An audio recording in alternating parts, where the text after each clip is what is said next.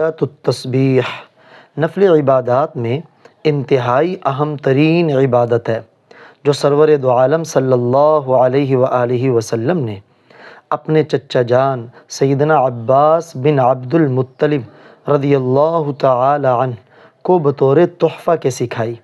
آپ صلی اللہ علیہ وسلم ایک دن فرمانے لگے، اے میرے پیارے چچا جان، کیا میں آپ کی خدمت میں ایک انتہائی قیمتی عطیہ اور تحفہ نہ پیش کروں؟ کیا میں آپ کو ایک خاص بات نہ بتاؤں؟ کیا میں آپ کے 10 کام اور آپ کی 10 خدمتیں نہ کروں؟ یعنی آپ کو ایسا عمل بتاؤں جس سے آپ کو 10 نفع حاصل ہوں۔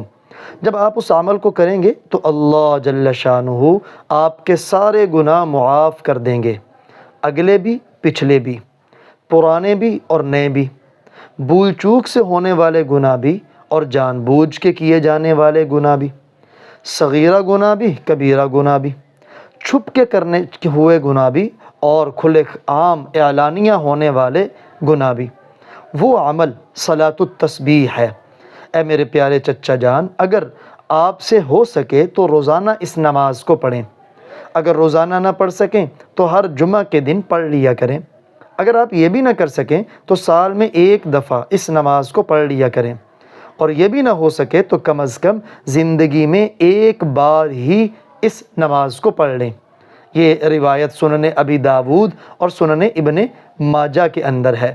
یعنی اس نماز کو پڑھنے سے انسان کے 10 قسم کے گناہ اللہ معاف کر دیتے ہیں، اگلے پچھلے، پرانے نئے، بھول چوک میں ہونے والے، جان بوجھ کے کیے جانے والے، صغیرہ کبیرہ، ڈکے چھپے اور اعلانیہ ہونے والے گناہ۔ اس لیے سال بھر وقتاً فوقتاً ہمیں اسے پڑھتے رہنا چاہیے۔ بالخصوص رمضان المبارک کا بابرکت مہینہ ہے، اور پھر آج جمعۃ المبارک ہے، اس میں ہمیں لازمی اس کا اہتمام کرنا چاہیے۔ اس کے کس قدر فضائل ہیں اور کس قدر اہم ہے اور اس کا طریقہ کیا ہے، پوری توجہ سے اس کو سمجھیں۔ تمام وہ دوست جو اس چینل پر نئے ہیں اور انہوں نے ابھی تک ہمارے چینل کو سبسکرائب نہیں کیا، ان سے گزارش ہے کہ ہمارے چینل کو سبسکرائب کر لیجئے اور اس کے ساتھ نظر آنے والے بیل کے آئیکن پہ کلک کرنا مت بھولیں۔ صلاۃ التسبیح کی پہلی فضیلت، یہ وہ نماز ہے جس کے پڑھنے سے 10 قسم کے گناہ معاف ہو جاتے ہیں۔ نمبر 1، آنے والے گناہ، پہلے سے معافی کا اعلان۔ نمبر 2، پیچھے کیے ہوئے گناہ۔ نمبر 3، پرانے گناہ جو آپ نے پہلے کر لیے، بڑے پرانے ہو گئے۔ نئے گناہ جو ابھی ابھی کیے۔ نمبر 5، غلطی سے ہو جانے والے گناہ۔ نمبر 6، جان بوجھ کے کیے ہوئے گناہ۔ نمبر 7، چھپ کر کیے ہوئے گناہ۔ نمبر 8، کھلم کھلا کیے ہوئے گناہ۔ نمبر 9، چھوٹے گناہ۔ نمبر 10، بڑے گناہ۔ صلاۃ التسبیح کی دوسری فضیلت، صلاۃ التسبیح کی برکت سے اللہ جل شانہ بندوں کے بکثرت گناہ معاف کرتے ہیں۔ مختلف احادیث میں جو الفاظ وارد ہیں، سنن ابی داود کی ایک روایت کہ تمام انسانوں کی تعداد سے زیادہ گناہوں کی مغفرت ہو جاتی۔ دوسری سنن ابن ماجہ کی روایت، اس نماز کو پڑھنے سے اگر گناہ ریت کی تعداد سے بھی زیادہ ہو، ریت کے ذرات کی تعداد سے بھی زیادہ ہوں، تب بھی معاف ہو جائیں گے۔ تیسری روایت طبرانی کبیر کی کہ جو یہ نماز پڑھے گا اگر اس کے گناہ سمندر کی جاگ سے بھی زیادہ ہوں تو معاف ہو جائیں گے۔ مصنف عبد الرزاق کی روایت، جو اس نماز کو پڑھے گا اگر اس کے گناہ ستاروں کی تعداد سے بھی زیادہ ہوں تو معاف ہو جائیں گے۔ مصنف عبد الرزاق کی ایک اور روایت کہ اگر اس کے گناہ پانی کے قطروں کی تعداد سے بھی زیادہ ہو تو معاف ہو جائیں گے۔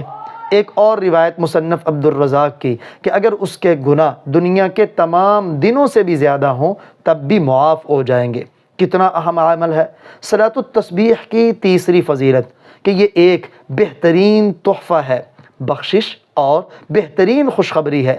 چنانچہ آپ صلی اللہ علیہ وآلہ وسلم نے جب اپنے چچا جان کو اس نماز کی تلقین فرمائی تو انہیں اس نماز کی تاکید بھی فرمائی اور اس نماز کو تحفہ، بخشش اور خوشخبری قرار دیا۔ صلاۃ التسبیح کی چوتھی فضیلت، صلاۃ التسبیح کی ایک بہت بڑی فضیلت یہ ہے کہ اسے ادا کرتے ہوئے بندہ 300 مرتبہ تیسرے کلمے کو پڑھتا ہے، اور تیسرے کلمے کی شکل میں اللہ کی حمد و ثنا بہترین انداز میں کرتا ہے۔ تیسرا کلمہ سبحان اللہ والحمد للہ ولا الہ الا اللہ واللہ اکبر۔ یہ کلمہ بذات خود انتہائی زیادہ فضیلت کا حامل ہے، چنانچہ مستدرک حاکم کی روایت کہ اس کلمے کو جس نے ایک مرتبہ پڑھا تو اس کے لیے جنت میں درخت لگ جاتا ہے۔ صحیح مسلم کی روایت، یہ کلمات اللہ کو سب سے زیادہ پسندیدہ ہے۔ جامع ترمذی کی روایت، جنت ایک چٹیل میدان ہے اور یہ والے کلمات جنت کے پودے ہیں۔ طبرانی کبیر کی روایت، اس کلمے میں یعنی سبحان اللہ والحمدللہ، اس کلمے کے اندر پائے جانے والے ہر ایک کلمے کا ثواب احد پہاڑ سے زیادہ ہے۔ طبرانی اوسط کی روایت، اس کلمے کے پڑھنے پر ہر حرف کے بدلے 10 نیکیاں لکھی جاتی ہیں۔ طبرانی اوسط کی روایت، اس کلمے کا ورد جہنم کی آگ سے بچنے کے لیے بہترین ڈال ہے۔ مستدرک حاکم میں یہ روایت، مذکورہ کلمات پڑھنے والے کے لیے فرشتے مغفرت کی دعا کرتے ہیں۔ سنن کبریٰ نسائی کی روایت، اس کلمے کا جو کثرت سے ورد کرے گا وہ افضل ترین مومن ہے۔ جامع ترمذی کی روایت، ان کلمات کو پڑھنا گناہوں کی مغفرت اور بخشش کا بہترین ذریعہ ہے۔ صحیح مسلم کی روایت، اس کلمے کا ہر کلمہ صدقہ کرنے کے برابر ثواب رکھتا ہے۔ صحیح ابن حبان کی روایت، یہ کلمہ ترازو کے عمل میں بہت باری ثابت ہونے والا ہے۔ سنن ابی داود کی روایت، اگر کوئی آدمی قرآن پاک پڑھنے سے عاجز ہے تو یہ کلمات پڑھے، یہ قرآن پاک کا بہترین بدل ہے۔ اب اندازہ کریں صلاۃ التسبیح کتنی اہم ترین نماز ہے کہ جس کے اندر یہ والی کلمات سبحان اللہ والحمدللہ ولا الہ الا اللہ واللہ اکبر 300 بار پڑھے جاتے ہیں۔ اس لیے اکابرین اور اسلاف وہ صلاۃ التسبیح کے بارے میں تاکید کرتے ہوئے بہت زیادہ زور دیتے ہیں۔ عبدالعزیز بن ابی رواد، جو عبداللہ ابن مبارک رحمہ اللہ تعالیٰ جیسے عظیم محدث کے بھی استاد ہیں، وہ فرماتے جس کا جنت میں جانے کا ارادہ ہو اس کے لیے ضروری ہے صلاۃ التسبیح کو مضبوطی سے پکڑ لے۔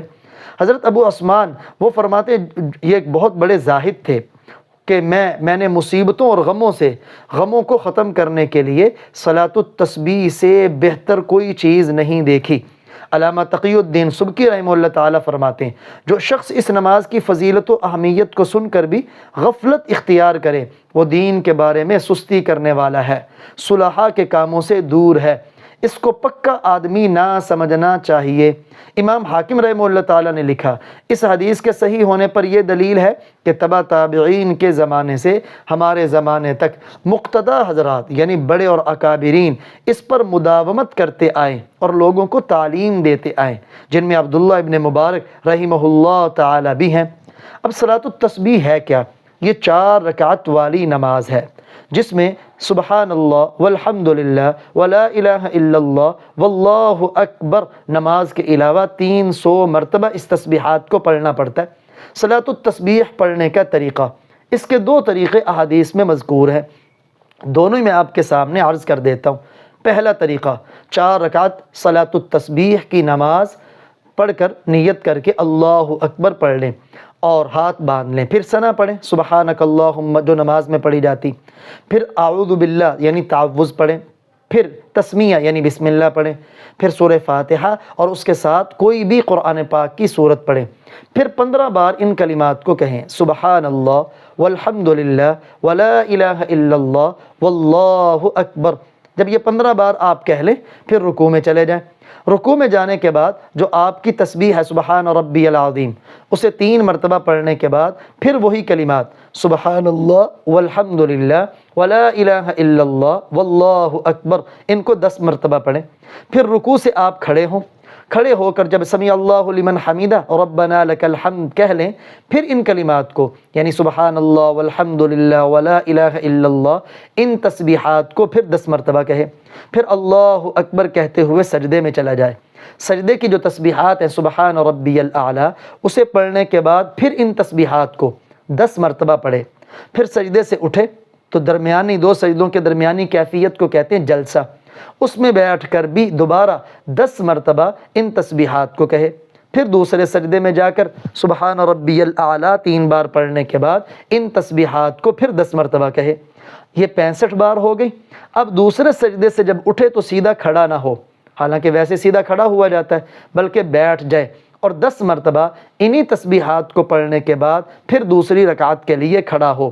اس طرح یہ ایک رکعت میں 75 بار ہو گئیں۔ اسی طرح باقی 3 رکعتوں میں بھی اسی طرح 75 بار پڑھنی ہے۔ یہ صلاۃ التسبیح کا پہلا طریقہ ہے۔ صلاۃ التسبیح کا دوسرا طریقہ وہ کیا ہے کہ آپ نے نیت کرنے کے بعد ہاتھ باندھ لیے، ثنا پڑھیں۔ ثنا پڑھنے کے بعد اعوذ باللہ بسم اللہ نہ پڑھیں، بلکہ یہ تسبیحات سبحان اللہ والحمد للہ ولا الہ الا اللہ واللہ اکبر ان کو 15 بار پڑھیں، یعنی تعوذ اور تسمیہ سے پہلے۔ پھر 15 بار پڑھنے کے بعد پہلے طریقے میں ہم نے اسے پڑھا ہے سورہ فاتحہ کے بعد سورت پڑھنے کے بعد، لیکن دوسرے طریقے میں ثنا پڑھنے کے بعد آپ 15 مرتبہ ان تسبیحات کو کہیں، پھر اعوذ باللہ بسم اللہ پڑھیں سورہ فاتحہ اور سورت، اس کے بعد پھر 10 مرتبہ کہیں، یعنی 25 مرتبہ قیام کی حالت میں ہی ان تسبیحات کو کہیں۔ پہلے طریقے میں صرف 15 بار ہے قیام کی حالت میں، جب آپ نے 25 بار قیام میں پوری کر لی، اب بیائی نہیں وہی ترتیب کہ رکوع میں 10 مرتبہ ان تسبیحات کو، پھر رکوع سے کھڑے ہو کے قومے میں 10 مرتبہ، پھر پہلے سجدے میں 10 مرتبہ، سجدے سے بیٹھنے پر جلسے میں 10 مرتبہ، پھر دوسرے سجدے میں 10 مرتبہ، یہاں آپ کی کل 75 بار ہو جائیں گی۔ اب دوسرے سجدے کے بعد اب دوبارہ آپ کو بیٹھ کر ان تسبیحات کو پڑھنے کی ضرورت نہیں، بلکہ سجدے سے فوراً دوسری رکعت کے لیے قیام میں کھڑے ہو جائیں۔ بعض علماء کہتے ہیں یہ دوسرا طریقہ زیادہ افضل ہے۔ وجہ کیا ہے کہ اس میں دوسرے سجدے کے بعد جو بیٹھنا ہے اسے کہتے ہیں جلسہ استراحت۔